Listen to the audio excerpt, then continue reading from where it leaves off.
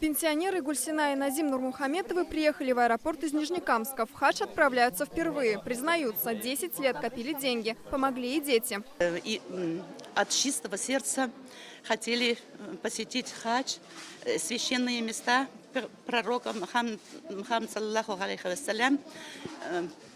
Я, конечно, очень волнуюсь.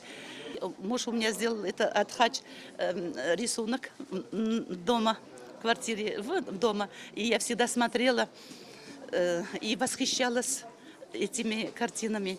Столько народу. Там у нас будут экскурсии. Будем в мечети пророка Мухаммада, саллаллаху алейхи вассалям.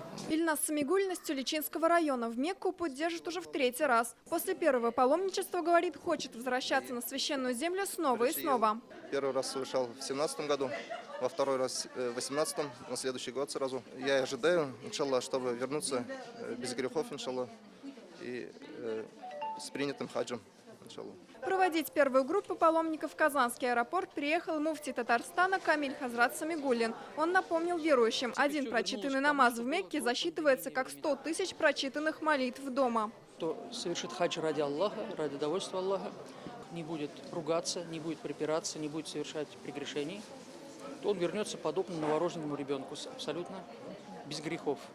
То есть это очень важное наставление, это очень важное побуждение пророка, саллаллаху алейхи вассалям, совершать хаджи. В этом году квота на хадж для России достигла до пандемийного уровня. Это 25 тысяч паломников. Из Татарстана в Мекку отправится 1800 мусульман. Нет ограничений по возрасту. Хадж могут совершить и пожилые, старше 65. А прививка от ковид, как и от менингита и дифтерии, осталась. Стоимость путевок от 360 тысяч до 1 000 000 рублей.